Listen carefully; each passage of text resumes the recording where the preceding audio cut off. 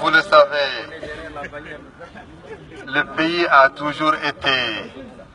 usurpé, pris en otage par toujours une poignée de personnes qui se reproduisent, qui a toujours un chef, mais un chef qui reproduit toujours les habitudes des premiers chefs, qui ont toujours gouverné par le racisme, par l'esclavage,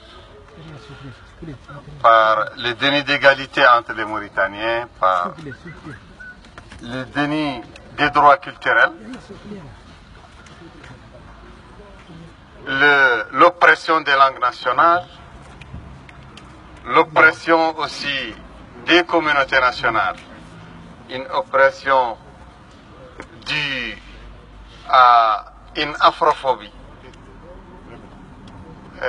qui dénie aux Mauritaniens, aux autochtones,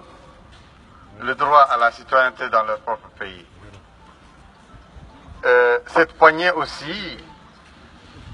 d'hommes qui a usurpé le pays a toujours gouverné par la dictature, par le refus de la démocratie, par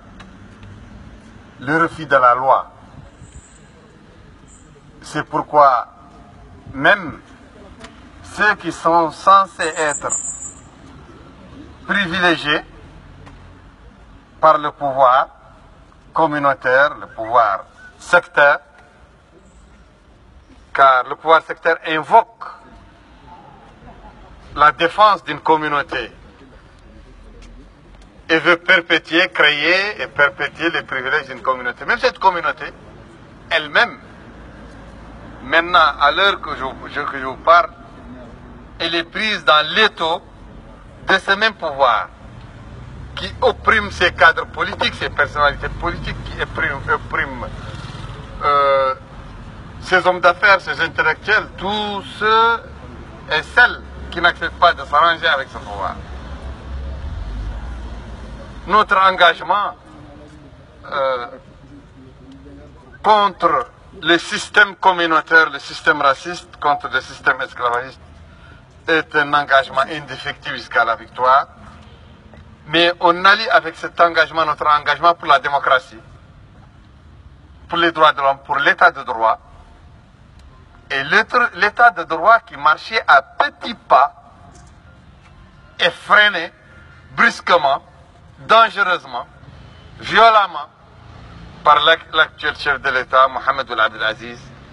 qui veut ajouter à la discrimination raciale qu'il perpétue, à l'expropriation des terres, à la privation des personnes noires de leur nationalité par un recensement biométrique qui est en vérité une continuation du processus de génocide et d'épuration ethnique. En même temps, ce pouvoir aussi est en train de mettre un terme, de mettre fin à la lueur de démocratie et de l'alternance politique par ce coup d'État constitutionnel. J'appelle donc ici toute la communauté mauritanienne de France, toute ethnie confondue, tout parti politique, toute organisation confondue, à se souder derrière la coalition contre ces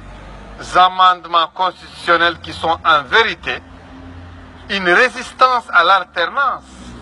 démocratique, une résistance à l'expression de tous les Mauritaniens, une résistance à la fraternité de tous les Mauritaniens. Et cette coalition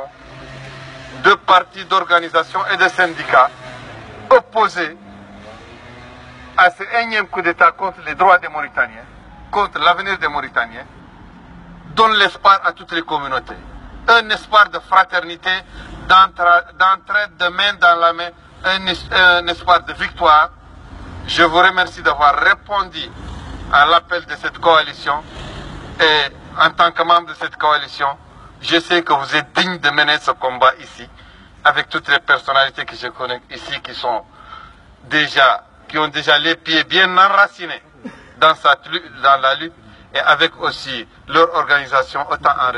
enracinée. Donc, unissez-vous, oubliez les différences, oubliez les dissensions, et mener ce combat pour une alternance démocratique, pour l'échec du coup d'État constitutionnel et pour une alternance présidentielle et législative en 2019. Je vous remercie.